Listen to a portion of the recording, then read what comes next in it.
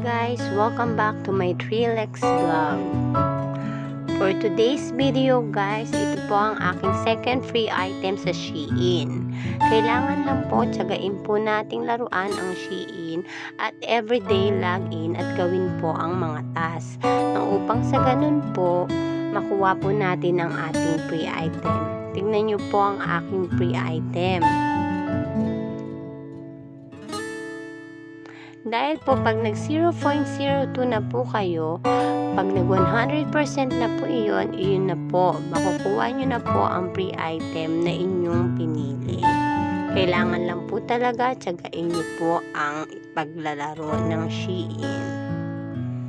Congrats! You get the free gift from Shein. Wala ko po akong binayaran kahit po piso.